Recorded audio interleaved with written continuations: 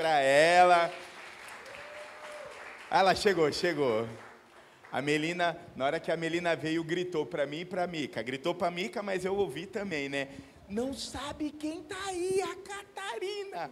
Aí depois ela veio e falou assim: mãe, a Catarina e a Maria é gêmeas. Ai, glória a Deus. Seja bem-vindo, família linda. Nós amamos vocês. Glória a Deus. Glória a Deus. Também eu esqueci de falar. Domingo que vem nós teremos o café de membresia.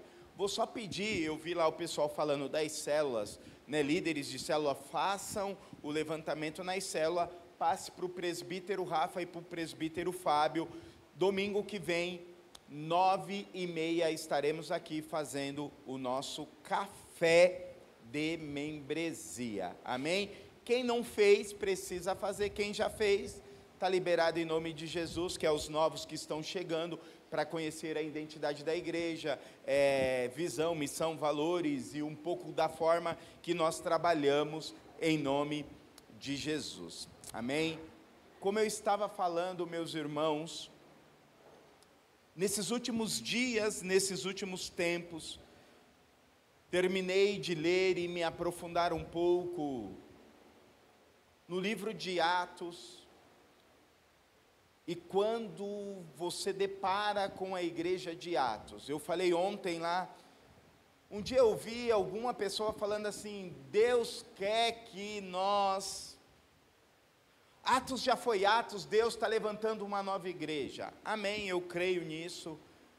Mas quando você vai olhar para a história, quando você vai olhar para o Evangelho, ainda não foi constituída uma igreja como a igreja de Atos. E ela é o firme fundamento de uma igreja saudável. Ela é o firme fundamento de ser igreja. Nós estamos orando, nós estamos clamando, e Deus tem feito, meus irmãos, coisas lindas e maravilhosas no meio. Nós podemos falar, se eu não me engano, o Salmo 96, né? Nós estamos como que sonham, ou é 126? 126, obrigada lá, tia Edna, aleluia. Salmo 126, só errei por 20, né? 96, 116 e 126. Por 20? É isso aí. Amém. Salmo 126. Nós podemos já dizer, nesses 4 meses, nós estamos como quem sonha.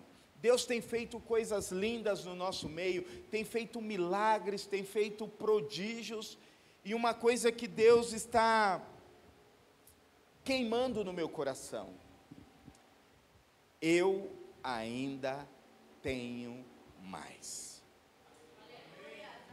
Pois Jesus é uma fonte inesgotável. E quando nós vamos para a palavra, quando nós vamos para Atos, quando nós vamos para a igreja do primeiro século, nós vemos e observamos fundamentos extraordinários. Um texto que nós falamos e temos falado muitas vezes, Atos capítulo 2, do versículo 42 ao versículo 47, que ali nós falamos já de algumas palavras gregas que são fundamentadas neste versículo, que é o fundamento da igreja: koinonia, diaconia, querigma. Diaconia, koinonia, querigma, que são os pilares da igreja primitiva, que são os pilares daquilo que Deus está fazendo. Esses são os fundamentos e pilares da igreja que foi constituída em Jerusalém, a igreja que foi constituída e desenvolvida no primeiro século, uma igreja que era propagada, constituída, desenvolvida. E desses pontos a qual nós falamos, um dos pontos fundamentais é o que está escrito em Atos capítulo 2, versículo 42, que diz assim: e eles continuavam, eu gosto da versão que diz, eles perseveravam firmemente na doutrina dos apóstolos. Fala assim: perseveravam na doutrina dos apóstolos.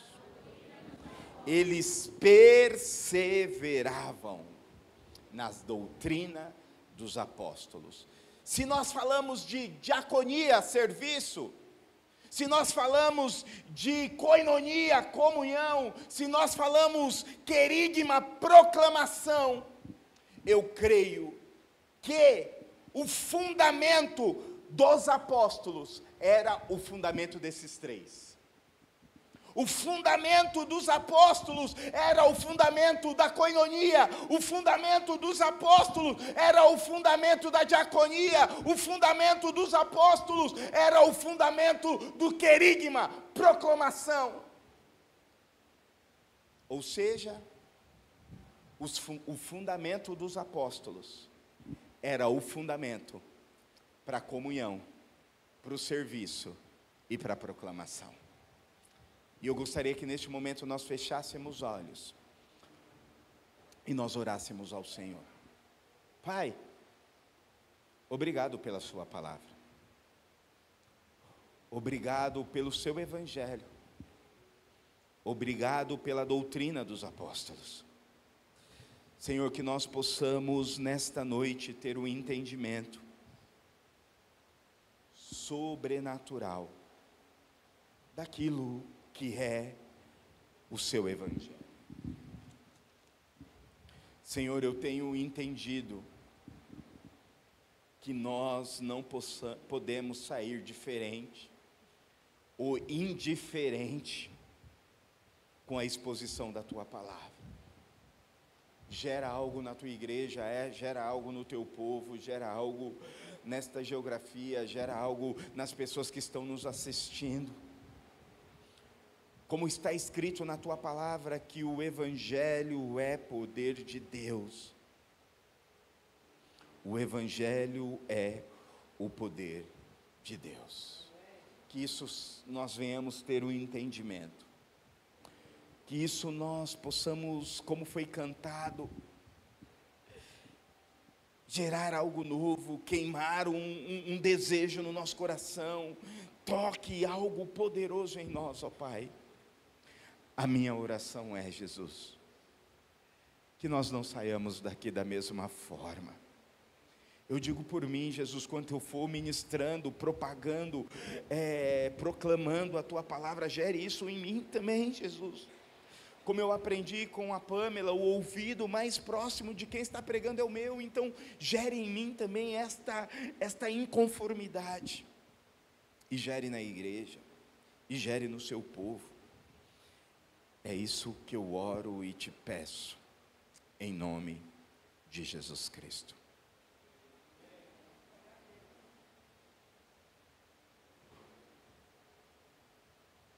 Uma coisa que eu vejo, meus irmãos, na igreja atual, e eu não sou contra, uma das coisas que foi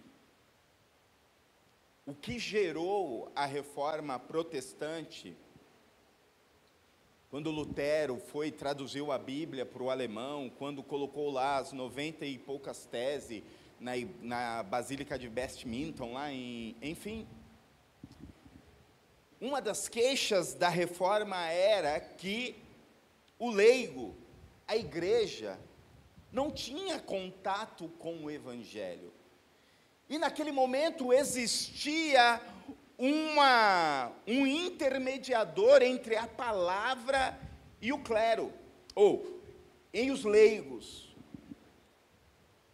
E eles vêm com a reforma protestante e faz com que a palavra de Deus esteja livre para qualquer pessoa.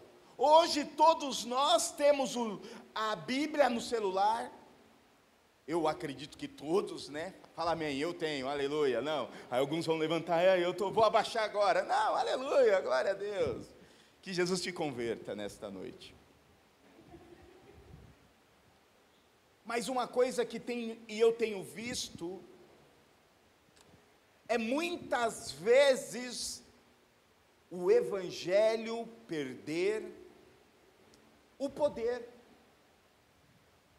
perder a essência. Eu estava estudando esses dias, eu vi que uma igreja não dá ceia para as crianças. Aí eu falei, mas eu quero saber o porquê não dá. Para que eles tenham um entendimento que eles vão precisar ter um momento ideal para ter. Para que isso gere desejo, para que isso gere comprometimento. Eu olhei, mas eu falei assim, eu prefiro olhar para o outro lado, eu incentivo e ensino o valor da ceia para os nossos filhos, para as nossas crianças, mas olhando e trazendo para a palavra, muitas vezes, nós se relacionamos com a palavra de qualquer maneira, e nós esquecemos que a palavra, o evangelho, é o fundamento, é o pilar da igreja de Cristo, é o pilar que dá o sustento para a igreja do Senhor Jesus. E antes de eu falar um pouco sobre Atos capítulo 2, 42 a 47, eu gostaria de falar de alguns textos que nos mostra o que é o fundamento dos apóstolos. Nós acabamos de ler um texto que diz que a igreja perseverava na doutrina dos apóstolos. E muitas vezes a gente pergunta, o que é a doutrina dos apóstolos? Efésios capítulo 2, versículo 19 ao versículo 22, começa a nos trazer algum entendimento a respeito do que é a doutrina dos apóstolos.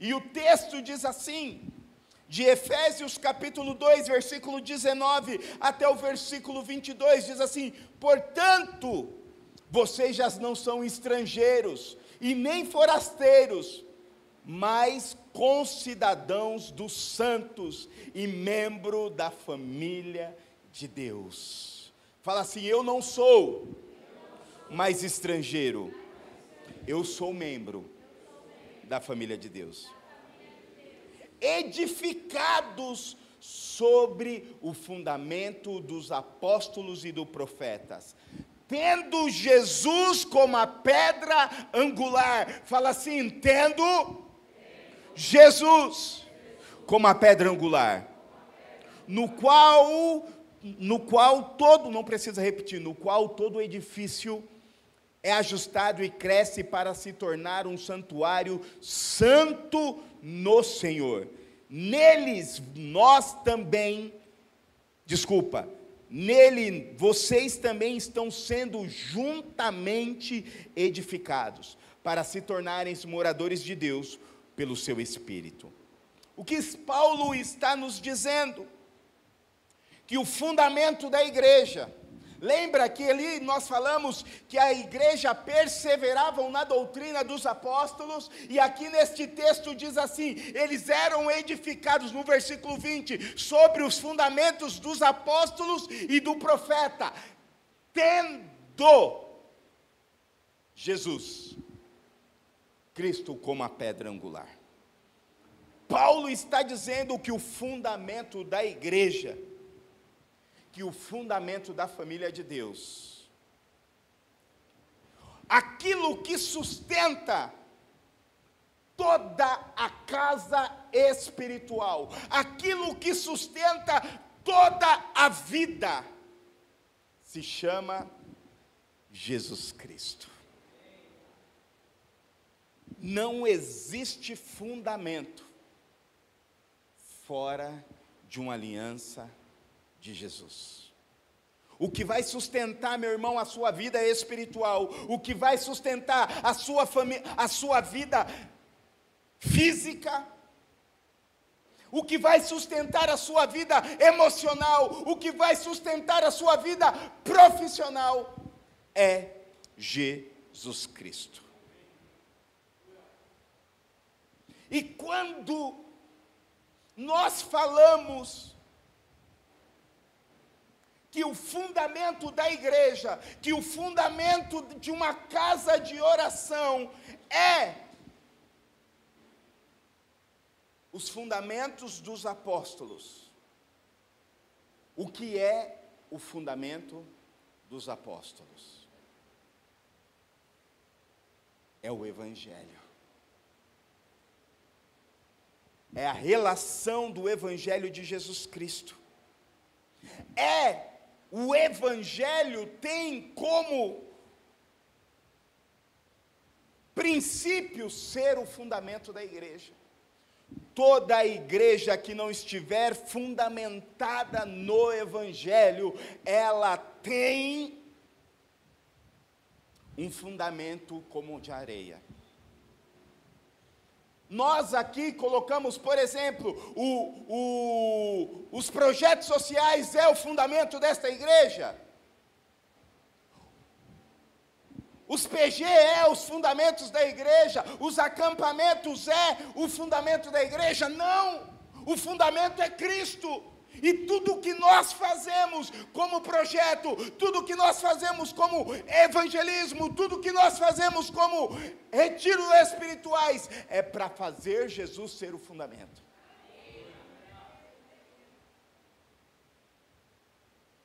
Como está escrito em Romanos capítulo 1, versículo 16. Porquanto eu não me envergonho do Evangelho, porque o Evangelho é poder de Deus para a salvação. O Evangelho é poder de Deus para a salvação daqueles que crê, primeiramente os judeus e depois os gregos. E sabe o que me amedronta nesta geração? É porque a igreja contemporânea não está usando o Evangelho como o poder de Deus. E hoje eu vejo um apelo de Deus para esta geração. O Evangelho precisa se tornar o poder de Deus para a salvação. Nós lemos um texto em Efésios que Jesus, o Evangelho, é a pedra angular da igreja. Não é isso que está escrito lá no versículo 20, a qual nós lemos, de Efésios?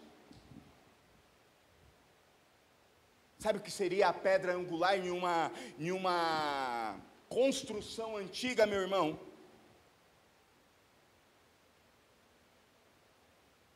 É aquela pedra que era a primeira pedra a ser assentada. Ela era colocada em uma esquina, que ela sustentava todo o edifício. Toda a construção era a partir da pedra angular. Tudo que era construído era a partir de algo sólido, era a partir de algo poderoso e fundo. E aí eu faço a minha pergunta: onde está a minha construção? A partir do quê? O que nós estamos fazendo? A construção da minha vida espiritual, a construção da minha vida profissional, a construção da minha família, está saindo a partir de onde? Hoje, infelizmente, muitas vezes, nós estamos fazendo a partir de uma boa educação. E eu não estou dizendo que nós não devemos dar uma boa educação para os nossos filhos, mas eu estou dizendo que se a pedra angular for uma boa educação, está errado.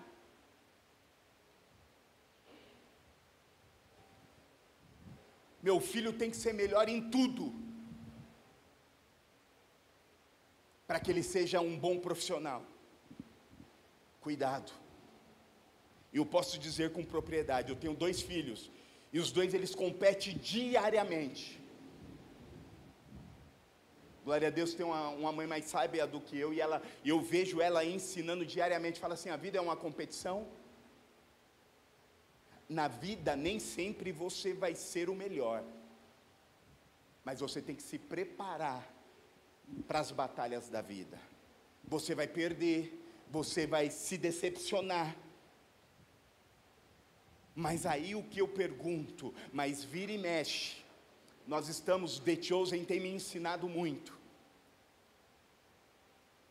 e agora nós estamos no período de ensinar versículos bíblicos para eles.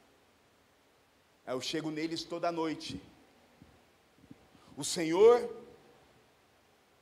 e eles repetem, me abençoe e me guarde, e resplandeça o rosto sobre mim, e me dê a paz. O Senhor é o meu pastor, e de nada terei falta. Deus amou o mundo, aí eles falam do jeito deles, tá, meus irmãos, não vai falar. Deus amou o mundo de tal maneira, que deu seu Filho único, para que todo... Então nós estamos tentando colocar eles baseados em uma pedra angular, porque muitas vezes nós queremos, como eu falei, não estou dizendo que não tem como pôr uma boa educação, tem sim, mas a pedra tem que ser angular. Eu não estou dizendo que você não tem que trabalhar, tem sim, mas dentro do seu trabalho, Jesus precisa ser a pedra angular. Você precisa ter o seu negócio sim, mas dentro do seu negócio, Jesus precisa ser a pedra angular, aquela que caracteriza fundamento, aquela que caracteriza rocha. Este é o fundamento dos apóstolos, este é o fundamento de algo poderoso, meu irmão. E trazendo para os dias de hoje, sabe o que a pedra angular representa? Eu posso dizer, quem já cavou sapata aqui? Eu já cavei sapata de uma construção do meu pai, precisa ser muito fundo, precisa ter muito concreto, ou seja, a pedra angular para o dia de hoje é fundamento. E o que tem sido o fundamento da nossa vida? O que tem sido o fundamento da nossa vida? Ei, Cristo quer ser a pedra fundamental da sua vida. Cristo quer ser aquilo que sustenta o seu universo. Cristo é a pedra que sustenta toda a criação. Esses dias eu vi algo muito lindo. Estava estudando no grego, no hebraico, no aramaico, não sei o que lá, mamaico. Sabe o que significa tudo nessas línguas, tudo? Sabe o que significa tudo? Sabe, meu irmão, o que significa tudo? Significa tudo. No hebraico tudo significa tudo, no aramaico tudo significa tudo, no inglês tudo significa tudo. Jesus é a pedra que sustenta tudo na humanidade. Por isso o trabalho ferrenho de tirar Jesus Cristo de cena, mas conforme a palavra diz, céus e terra passará, mas a minha palavra não passará, a minha doutrina não passará, o fundamento dos apóstolos não passará. Meu irmão, se tirar Cristo da humanidade, isso é estatística, tá? Se tirar Cristo da humanidade, em menos de 10 anos o mundo se acaba. Muita gente fala igreja, isso, o Ricardo falou algo muito interessante, meu irmão, e aqui nós não estamos para falar de igreja A, de igreja B, de igreja C, sabe, porque cada um vai prestar conta daquilo que faz com Jesus. Não tenha medo de você chegar lá no diante da... Ei, vem você. Aí aquele pastor famosão sai. Por isso que nós temos que lutar diariamente, perseverando na doutrina dos apóstolos. Mas tire a igreja da sociedade. O que vai acontecer com a sociedade? Desculpa, aí eu tenho que falar isso, porque a ideologia progressista, a ideologia marxista, a ideologia comunista quer tirar a igreja, porque sabe que a igreja é um poder na terra, a igreja que transforma a vida. Aqui eu posso levantar, aqui tem um monte de ex, porque é na igreja que há cura, é na pedra fundamental que há transformação. Por isso que Cristo é a pedra fundamental da doutrina dos apóstolos. Por isso, meu irmão, não podemos tirar Jesus Cristo das nossas vidas. Posso fazer uma pergunta? Se tirar Jesus na sua vida, eu não vou fazer uma pergunta, eu vou fazer uma afirmação. Se eu e você tirarmos Jesus das nossas vidas, coitado de nós. Não queira viver uma vida sem Cristo. Por isso que a pedra angular é o que sustenta a igreja. Por isso que a pedra angular, que é o Evangelho de Cristo, que sustenta o Evangelho. E o que é o Evangelho, meu irmão? O Evangelho é a narrativa da obra de Deus na história, por meio da pessoa de Jesus, que nos trouxe a salvação e a redenção, e a justificação perante Deus. Você entendeu o poder do Evangelho? O Evangelho é a obra de Cristo Jesus, que nos trouxe a salvação, que nos trouxe a redenção, e nos trouxe a justificação. Por isso que Cristo é a mensagem central da igreja e do seu Evangelho. Fala comigo, Cristo é a mensagem central do Evangelho. Por isso que o Evangelho é a mensagem que precisa ser pregada. A Bíblia diz que nós precisamos pregar em tempo e fora de tempo.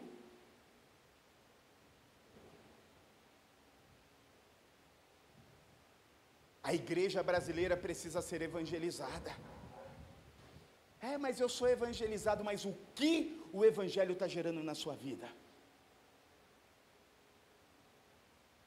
O que o Evangelho está gerando na igreja? Muitas vezes, meu irmão, nós vamos ter que pregar o Evangelho para nós mesmos. Lembra daquele texto, se eu não me engano, de provérbio ou salmo, que diz: eu quero trazer à memória aquilo que nos dá esperança, e o que nos dá esperança é a doutrina dos apóstolos. O que me dá esperança é o poder de Deus, o que me dá esperança é o Evangelho. Sabe naquele dia mau, meu irmão? E todo mundo tem o dia mau. Aquele que prega contra o dia mau, meu irmão, está pregando heresia, está pregando o falso evangelho, está pregando o evangelho da Disneylândia. Vai ter dia mau, vai ter batalha, vai ter dia que você vai estar com raiva, vai ter dia que você vai estar irado, vai ter dia, mas diz, como a palavra diz, ireis, mas não pecareis. Aí é neste dia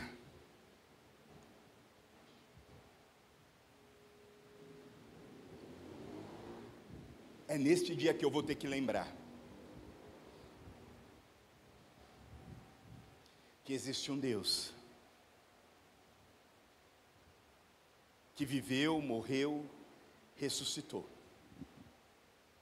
para me dar vida, para me dar restauração, para me dar redenção. Vai ter dia que não vai ser fácil. É neste momento que você vai ter que lembrar do Evangelho.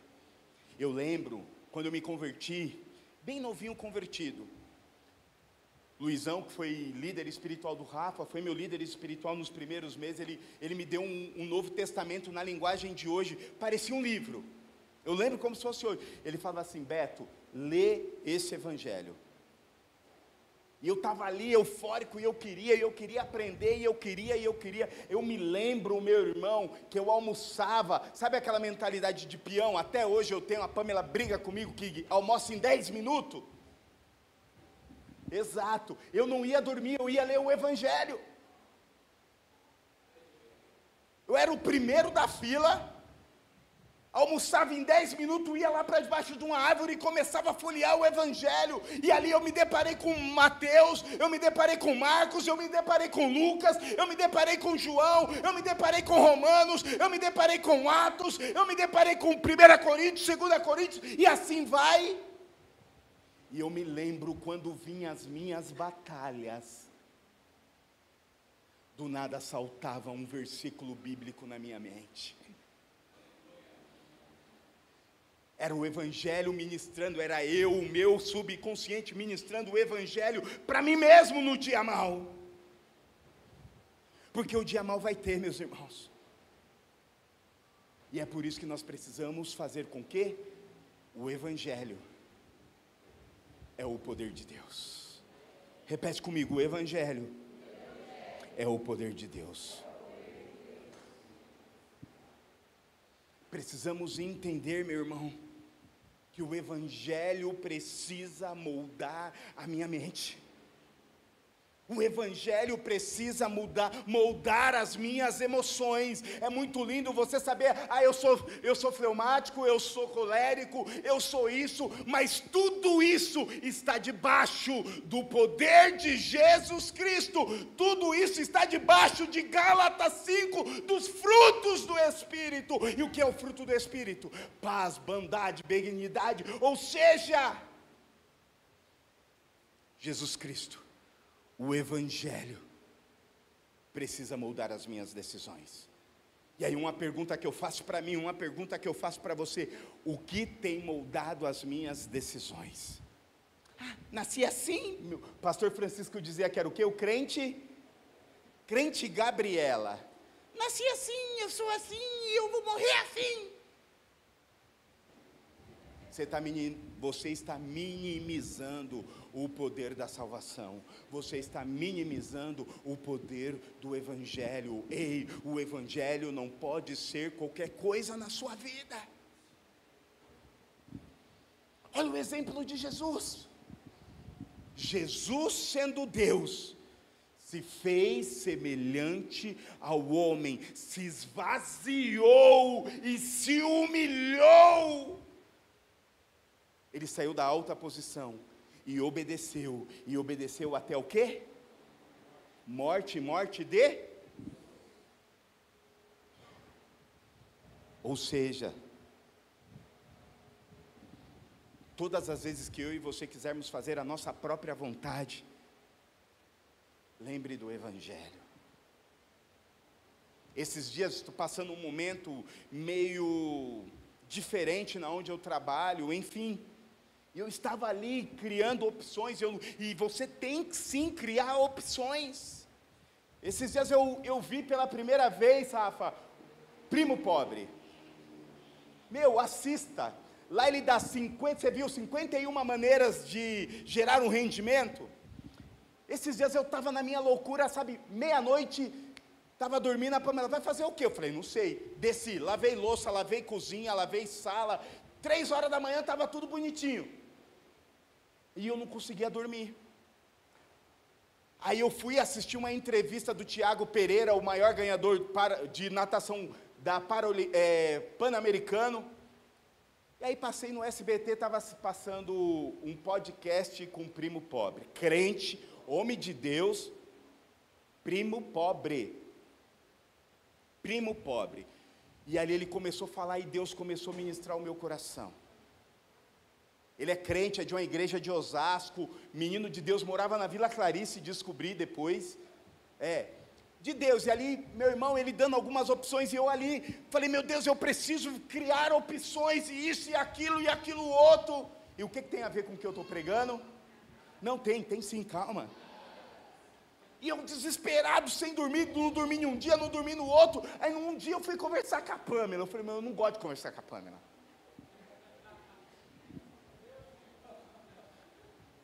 E as nossas conversas é depois das 11, por causa que as crianças dormem. Aí estou lá, a primeira coisa que ela olhou para mim, ela falou assim, ei, você é homem de Deus.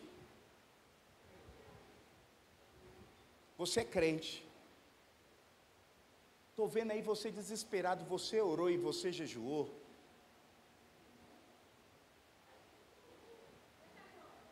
Eu falei assim, sabe o burrinho do Shrek? Abaixei a orelha, no outro dia levantei orando, levantei jejuando e pedindo uma resposta de Deus. Por quê? O Evangelho de Deus é poder de Deus para mudar a vida.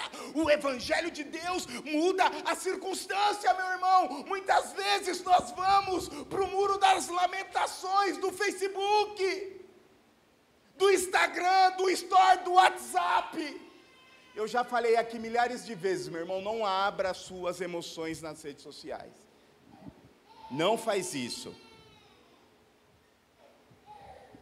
E aí eu falei, Jesus, eu estou aqui na minha vontade. Eu preciso da sua vontade. Eu preciso obedecer aquilo que o Senhor está falando. Me perdoa, Jesus, pela minha ansiedade. Me perdoa, Jesus, por querer estar ao controle de tudo. Mas eu volto ao Senhor. Eu oro.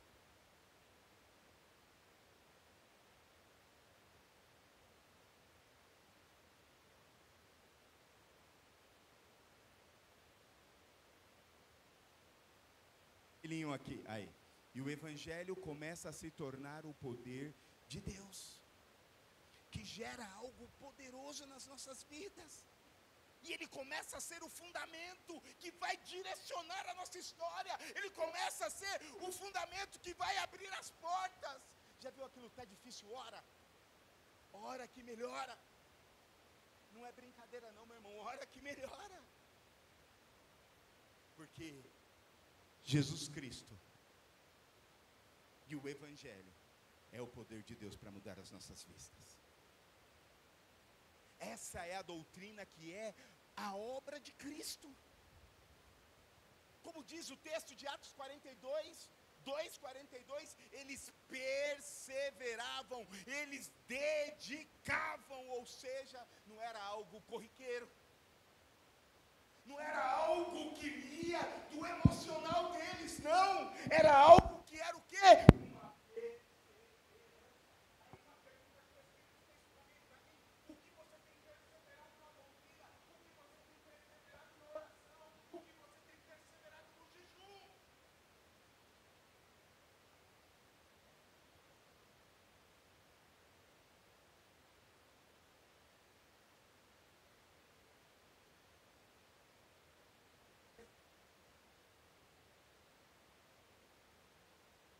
A Pamela leu um texto aqui de Romanos, capítulo 12,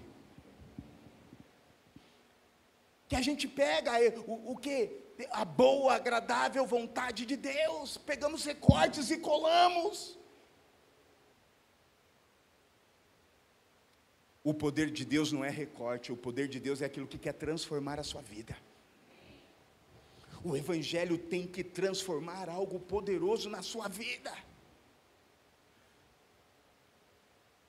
Desde quando nós observamos, meu irmão, nós lemos um texto que Jesus obedeceu até a morte de cruz, e quando nós vamos para Romanos, diz que todos pecaram e destituídos estão da glória de Deus. Todos é o quê? Já ensinei no latim, no grego, no hebraico, todos é todos. A partir de Gênesis 3, da queda do homem, nós vivemos debaixo de uma natureza caída, meu irmão, que precisa ser doutrinada e impulsionada pela doutrina dos apóstolos. Romanos capítulo 6, versículo 23 diz o quê? Que o salário Isso é o poder do Evangelho. O Evangelho não é só a graça, o Evangelho também, o poder de Deus também, a doutrina dos apóstolos também tem justiça de Deus.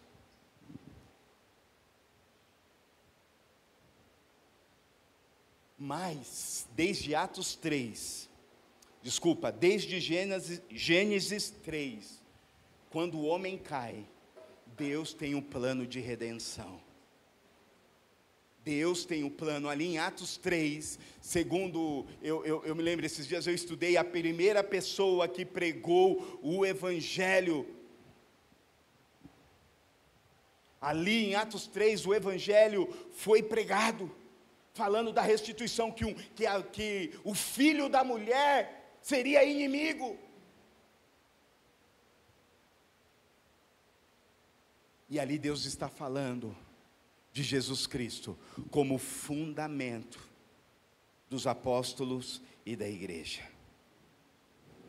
Da mesma maneira, meu irmão, que Adão abriu com a sua desobediência, abriu a porta da morte, abriu a porta do medo, abriu a porta da desordem. Jesus Cristo, o segundo Adão, na sua obediência, ele abre uma porta que vai impulsionar a igreja por intermédio do Evangelho, a vida, a salvação, a redenção, a justiça perante Jesus Cristo. Em 1 Coríntios capítulo 15, versículo 45 ao 48, fala do primeiro Adão e do segundo Adão. Meu irmão, nós precisamos entender que quando o fundamento dos apóstolos, o que eles faziam? Eles obedeciam, eles tinham temor. Vê lá no versículo 43, coloca aí Atos 2:43, para mim, por favor, Caicão. Diz o quê? Que eles perseveravam na doutrina dos apóstolos, no partir do pão, na oração, e em toda alma havia temor. A pergunta que o Espírito Santo fez por mim: existe temor na igreja de hoje? E o temor, meu irmão, não é você ter medo de Jesus. O temor é você ter medo de desagradar a Jesus. A base era o temor, a base era... E quando havia temor, e muitas maravilhas e sinais faziam pelos apóstolos. Ou seja, meu irmão, quando há a expressão do Evangelho, quando há doutrina dos apóstolos, há temor, sinais, prodígios e maravilhas. Sabe o que está faltando na igreja contemporânea para que a gente viva sinais, prodígios e maravilhas? Evangelho. Precisamos estar enraizados no Evangelho. Precisamos estar enraizados na doutrina daquilo que vai nos apontar para algo soberano. Por isso, como Tiago diz, não sejamos simplesmente ouvintes do Evangelho, mas sejamos praticantes. Sejamos praticantes, meu irmão, na nossa casa, na nossa família, na igreja de segunda-feira. O que é a igreja de segunda-feira? Aqui é muito lindo, aqui eu falo que a igreja de domingo é o quartel-general. O quartel-general tem o quê? Enfermaria. Ajuda, cuida, mas também posiciona o exército para viver algo extraordinário.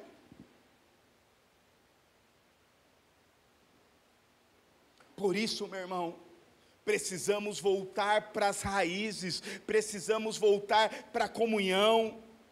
E sabe qual era a comunhão que eles viviam? Não era coleguismo, não era, eu gostei do Junião, vou estar com ele. Não era um grupo religioso, meu irmão. Sabe o que era o fundamento da comunhão da igreja primitiva? Sabe o que tornava eles irmãos? Era o sangue do Cordeiro de Deus. Era o sangue que aproximava. E ali também no versículo 42 diz, o partilhar do pão. Ali via que era comunhão, ali via que tinha ceia, que tinha comida. E todas as vezes que eles sentavam à mesa, e pegava o pão, e pegava o vinho, sabe o que eles estavam falando? Jesus está presente. E aí a gente toma a ceia de qualquer jeito, a gente senta à mesa de qualquer jeito, vem para a igreja de qualquer jeito, brincar com o Saio, vem para a igreja com a camiseta do Corinthians. Aí ele chegou em mim assim, falou assim, pastor, hoje você vai ter que me abraçar e me chamar de minha ovelha. Eu falei assim, é milagre, Jesus, é o sacrifício de Jesus. Mas brincadeiras à parte, meus irmãos, como nós estamos se posicionando mediante ao Evangelho? O que tem unido você ao propósito da igreja? Se o pastor é bonitinho, já está pecado, porque o pastor não é bonito. Mas tem projeto tal. É o sangue que nos une. E o propósito de fazer Jesus conhecido. O propósito de ser bênção. O propósito de propagar o poder do Evangelho, que é a salvação e o poder de Deus. É este fundamento que Deus quer para a igreja. O que diz também o texto? Partir de pão e oração. E como eu falei no começo, quando a gente vai para a igreja de Atos e vê os resultados da oração da igreja, o chão tremia, a cadeia se rompia, os anjos iam na frente de Pedro.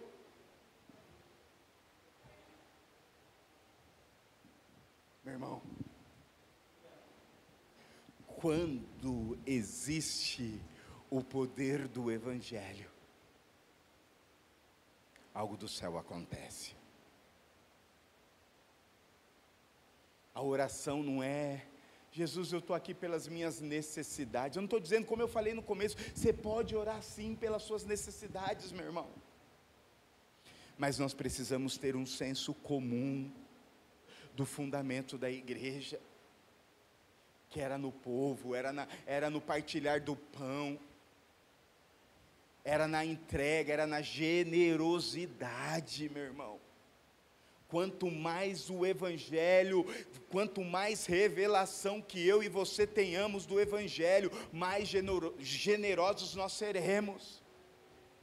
Não tem a ver comigo, não tem a ver com o meu umbigo, não tem a ver com os meus.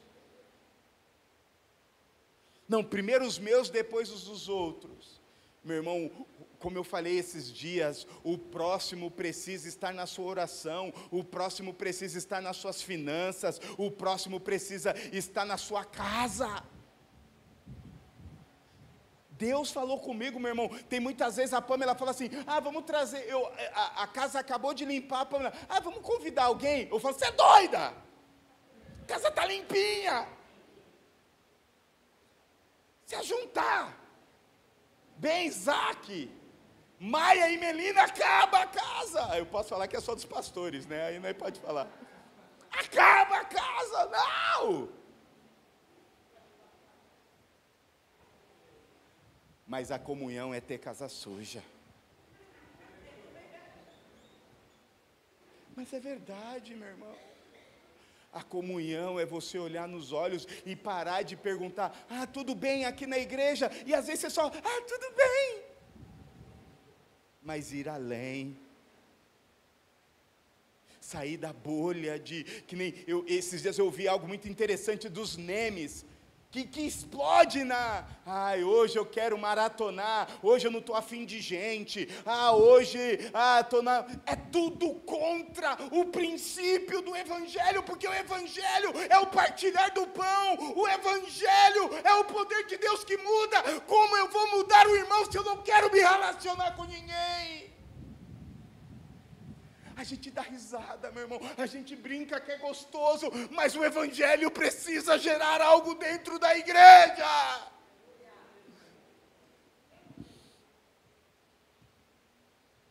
Eles tinham temor, eles tinham a consciência de santidade, meu irmão. Meu irmão, de verdade, eu e você, e eu estou falando de mim, nós não podemos pecar e ser normal na nossa vida. Não podemos, precisa ter um ódio pelo pecado, meu irmão. A oração da igreja nesse tempo, que a igreja tenha ódio pelo pecado.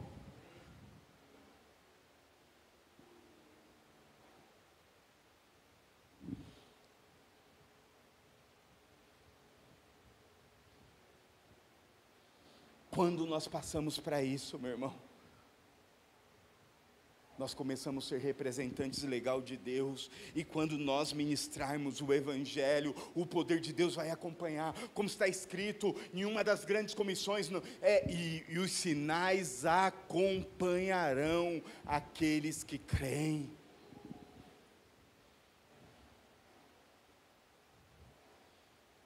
Deus está nos chamando para que toda a oportunidade que eu e você tivermos de levantar Jesus Cristo, meu irmão, nós precisamos proclamar, levar o querigma da palavra de Deus aos quatro cantos do mundo, com o nosso testemunho, com a nossa palavra, com a palavra de cura, com a palavra de bênção, meu irmão.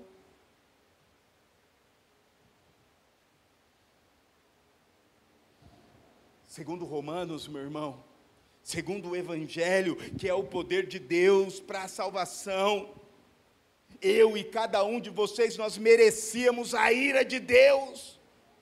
Eu e você, nós éramos merecedores do inferno, mas segundo a palavra, segundo o Evangelho, Ele nos dá vida. E por que Ele nos dá esta vida? O que nós estamos fazendo com esta vida? Igreja de Cristo. Jesus Cristo, o Filho unigênito. O Evangelho, o versículo central da Bíblia. Meu pastor nos ensinou, né, Rafa, que o versículo central da Bíblia, João capítulo 3, versículo 16, ele diz que Deus amou o mundo de tal maneira que deu seu Filho unigênito, para que todo aquele que nele crê não pereça, mas tenha a vida eterna. O Pai veio e deu seu Filho unigênito para nós termos uma redenção e viver segundo o Evangelho, viver segundo o poder de Deus.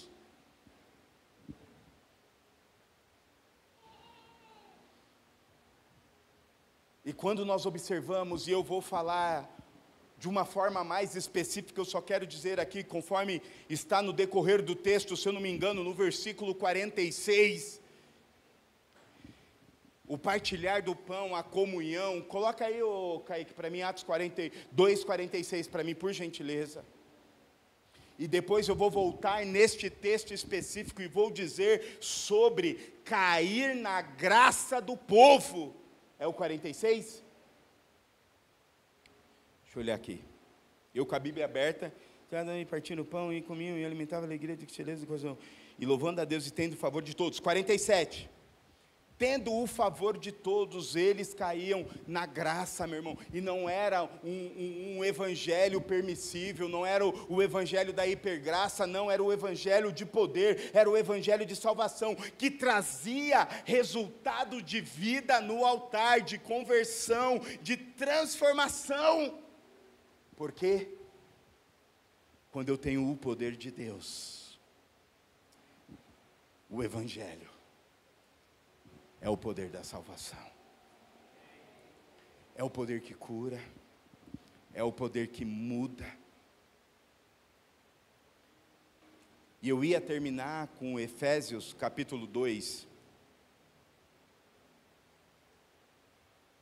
e eu vou deixar para uma próxima vez, dando continuidade o que é o poder do Evangelho. Eu gostaria que você terminasse nesta noite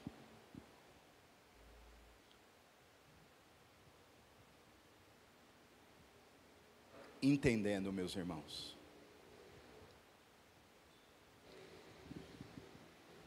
que o Evangelho é poder de Deus.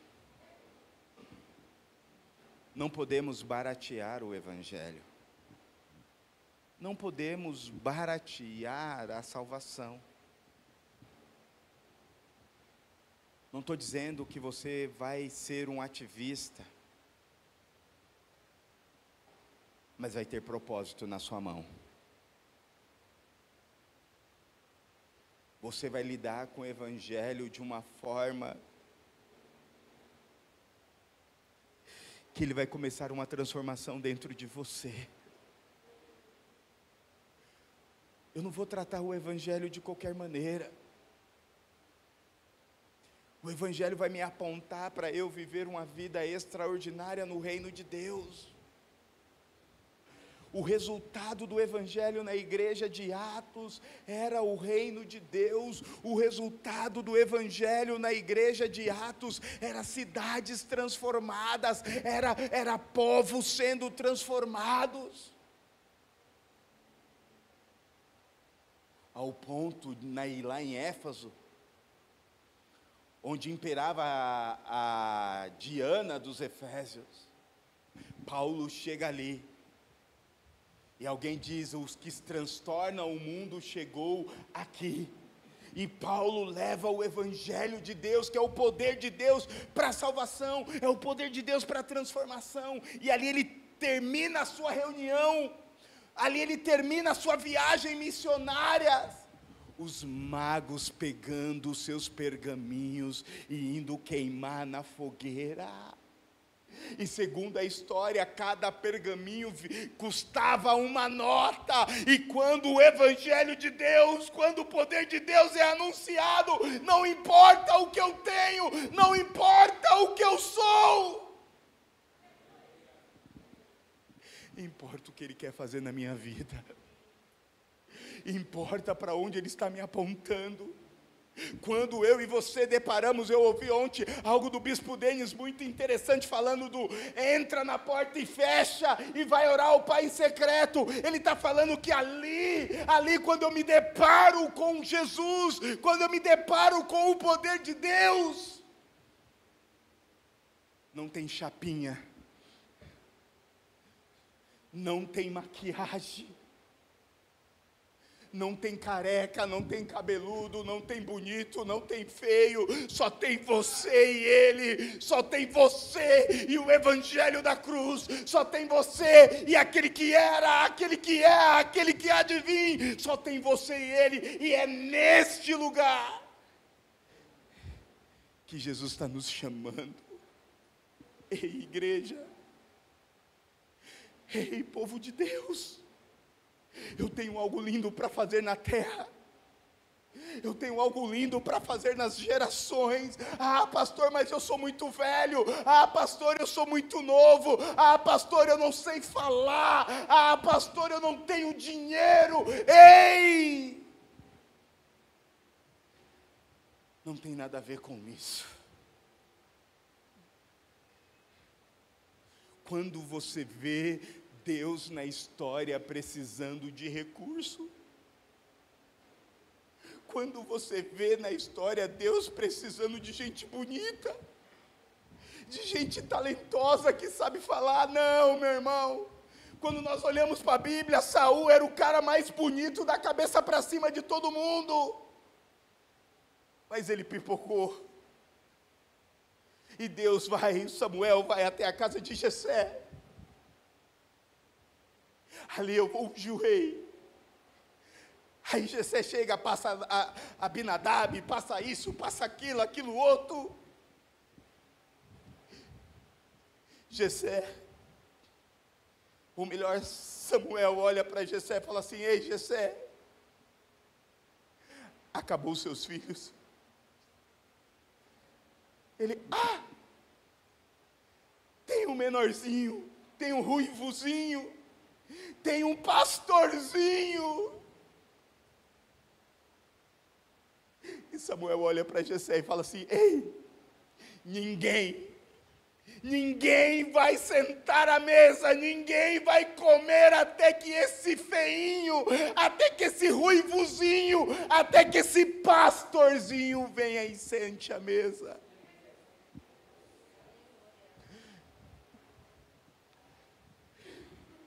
E ali, Samuel unge, chama o maior rei da história, que hoje eu falo sobre ele, hoje a igreja fala sobre ele, hoje o mundo fala sobre ele, o rei Davi. Ei, meu irmão, ei, igreja de Cristo, ei, povo de Deus, Deus só precisa de homens e mulheres que digam sim ao Evangelho de Cristo Jesus. Paulo disse sim ao Evangelho. Pedro disse sim ao Evangelho.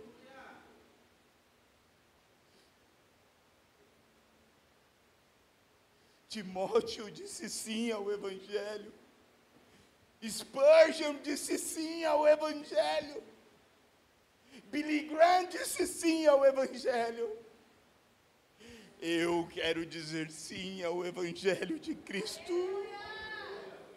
Eu quero dizer sim ao Evangelho. Eu quero dizer sim ao Evangelho, porque o Evangelho é o poder de Deus para a salvação. O Evangelho é o fundamento da doutrina dos apóstolos. O Evangelho é aquilo que fala dos feitos de Jesus Cristo para a salvação, para a restituição e para a redenção na presença do Deus Todo-Poderoso.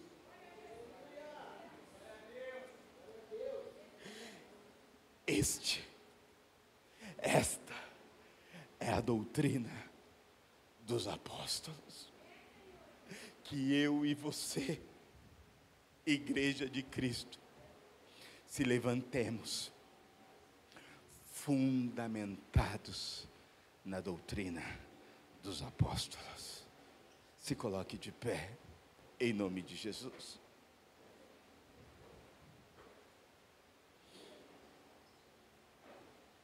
Oh, Jesus.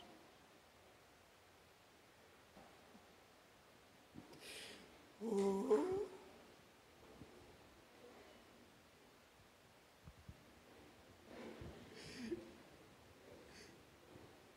Jesus, a minha oração nesta noite